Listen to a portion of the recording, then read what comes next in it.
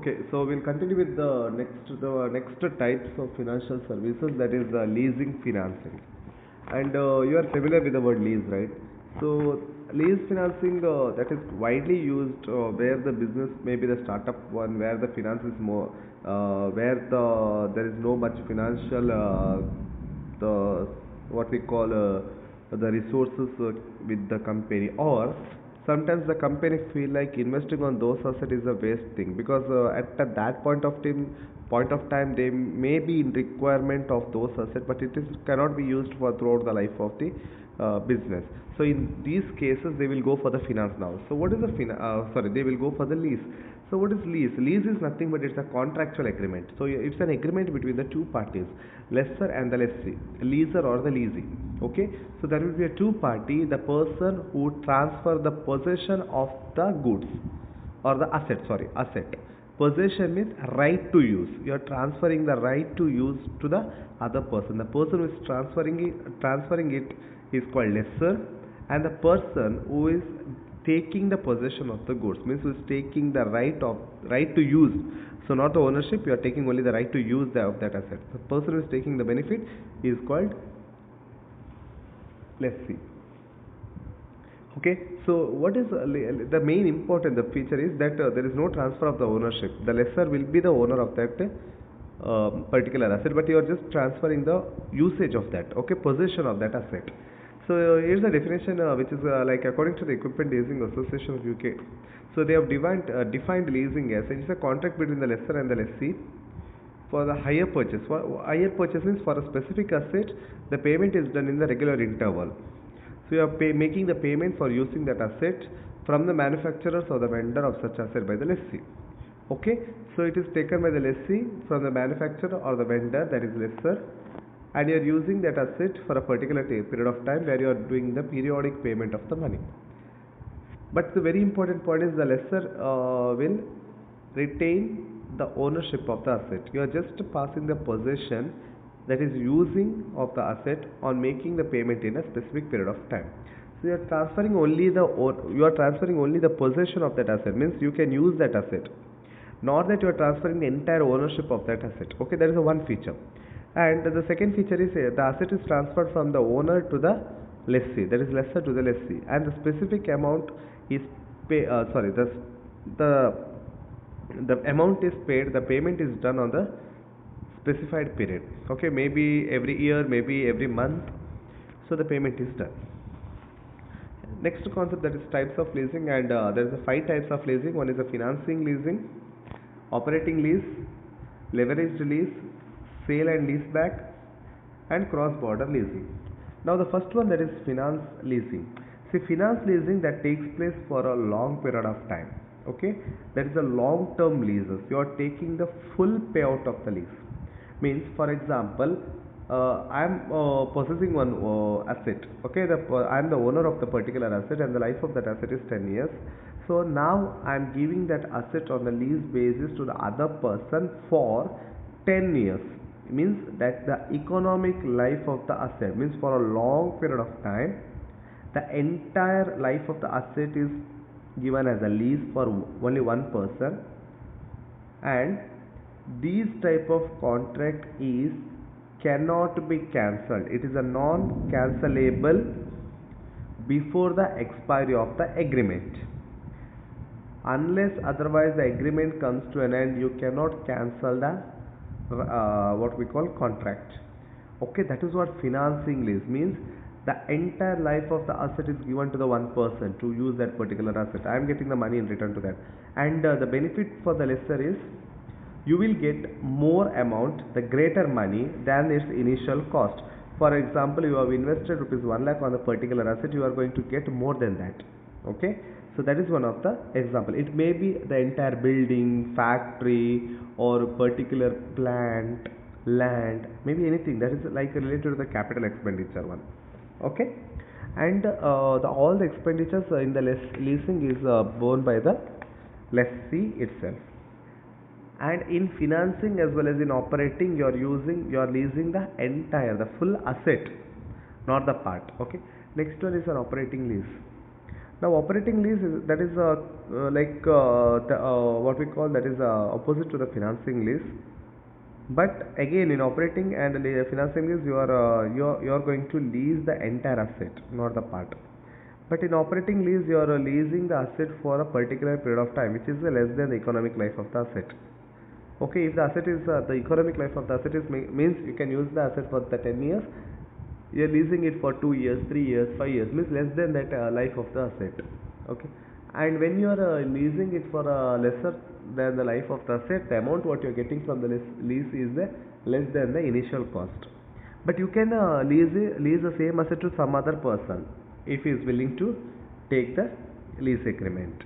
But in operating lease, it is called a service lease for a short period of time, and this type of lease agreement can be cancelable, and it's a shorter period of time is the lease amount always less than its initial cost. Maybe any vehicles, car you are hiring for a particular level.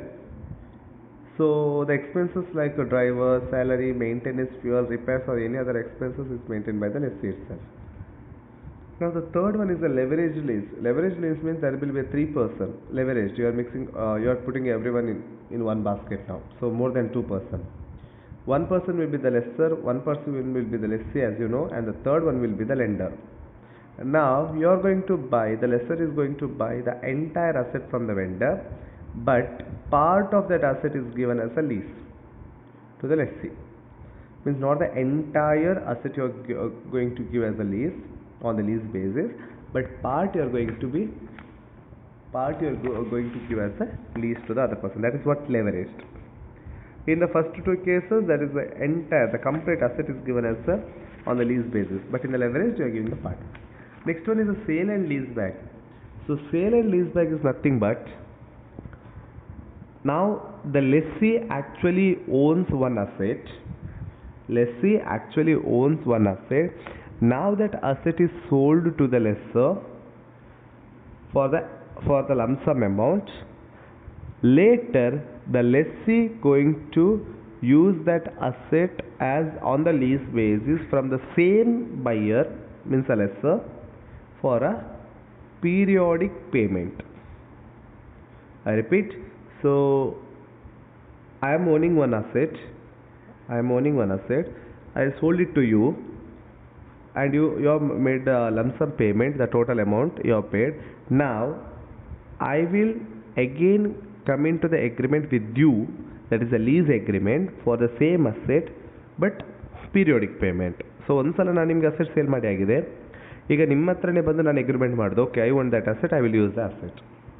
So again, that is a sale and lease back. Okay, you have transferred the ownership, but now you are taking the possession rights. And the last one is a cross border, means between the country. So it's a type of the lease agreement where there will be two parties, lessor and the lessee, and both the parties were situated in different countries. So not the citizen of the same country. So maybe the technology you want from the other country, you are approaching the other person, so he will give you the technological right, so usage of the techniques or the softwares. Okay, that is what cross border leasing.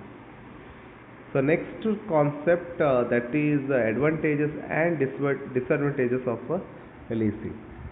The first advantage, you can compare now advantages and disadvantages. So advantage may be the lesser point of view or the lessee point of view. Okay, it may be any point of view. The first one is the financing of the fixed asset.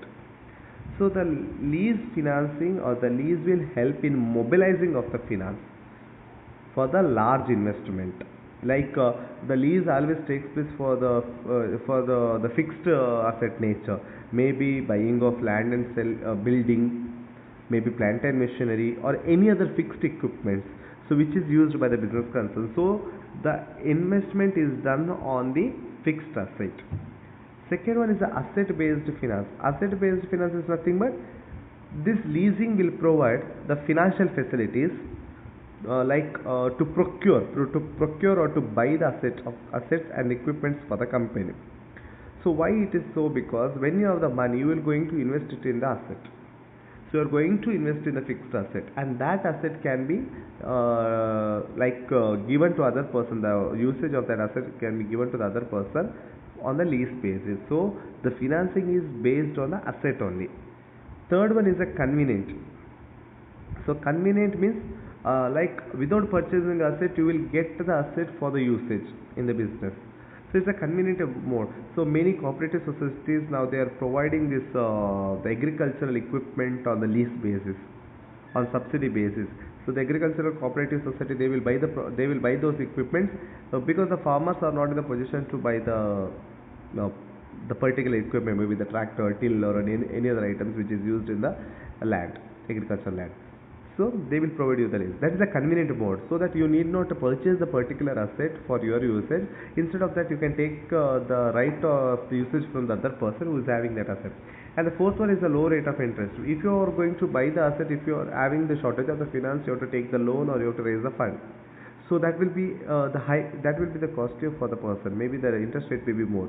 But when it comes to the lease, you are paying some little extra money actually with the original cost. The cost plus little extra money what you are paying. So low rate of interest. And simplicity. What is that simplicity?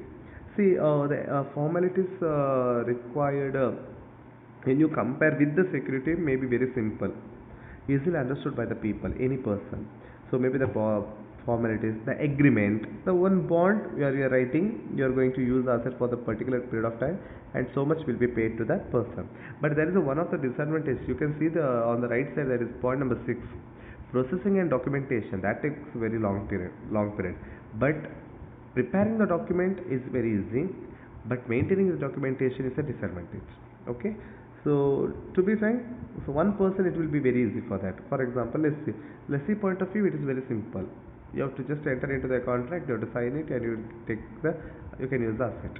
Okay. But when it comes to the lessee point, okay, lesser point, you have to think about it, the documentation.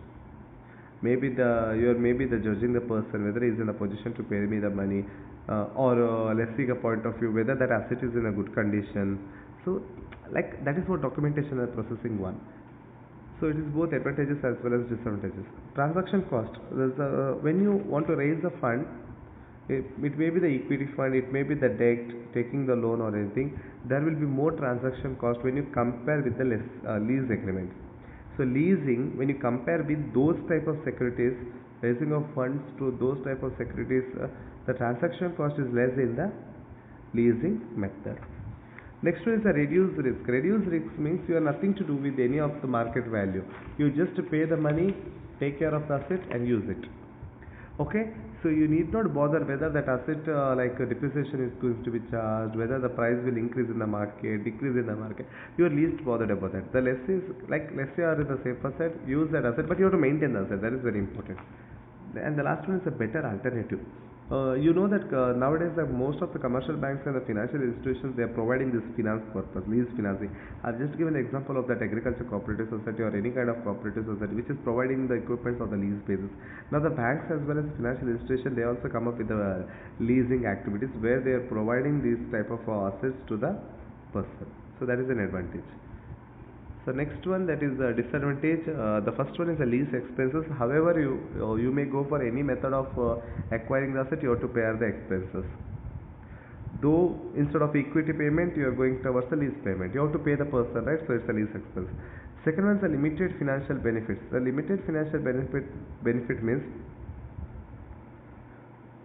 like for example, you are paying the lease amount to the any land. You are using the land of the particular person, of any of the person, and you are making the payment to that person.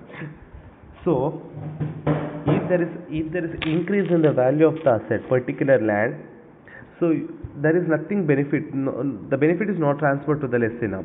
So now disadvantage is the point of view of the lessee. Okay, so though there is a increase in the value of the particular asset what you are using, so the benefit is not transferred to you. The benefit is given to the owner of that asset. So there is a limited financial benefits. So you are getting the financial benefit, but it is limited to some extent. Okay, so it may be the other asset there is a depreciation concept, but when it comes to the land there is an appreciation concept. Third one is a reduced return for the equity shareholder. So reduced return for the equity shareholder means if the company is not earning the income from any other external sources or the non-operating sources, definitely it will affect the income of the equity shareholder also. The return of the equity shareholders. For example, if the company is not owning any asset, in a sense you are not selling the asset. There is no other non-operating income for the company. When there is no non-operating income, usually the profit will be from the trading business. So that will be a minimization of the income return for the equity shareholders. So there is no concept of wealth maximization of the shareholders, and you studied this in the FM also. So there is no concept of wealth maximization. And the fourth one is the debt. It's an indirect debt. For example, you are not raising the loan directly. You are not raising the loan directly, but instead of that, but it is one form of a debt. You have to pay the money, right? If you don't have the if you don't have the enough capital resources with you, you have to take the loan from the other person. Though the leasing is not recorded in the balance sheet, but it is one kind of a liability for you. You have to make the payment to that person. So otherwise, he will take his asset back, right? So though it is not recorded in the balance sheet, it doesn't mean that you don't have any loans, debt. But you are liable, you have some allegations, you have to pay that. Okay? So some sort of responsibilities you are having, you have to make the payment at the prompt. And the next one is a limited access to the other loans. When you have one classes of the loan, there will be a limited access because you have to make the payment periodically. You have to make the payment to the lessor. So there will be a less chances of taking the another loan for the other purposes because it will be a burden for you.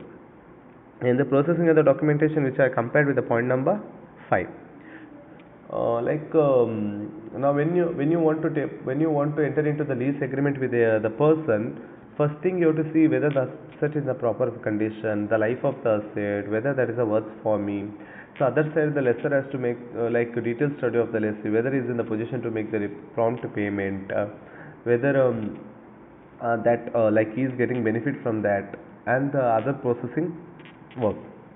Seventh one is the non-ownership. Here, the leasing is nothing but you are not transferring the ownership to the other person. You are just transferring the possession of that item.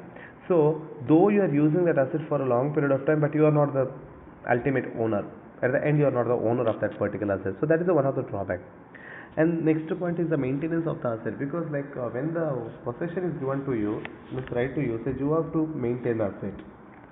So the maintenance cost will be, that's what I told. I mentioned in the previous slides or the previous topic, where the maintenance cost is borne by the lessee only.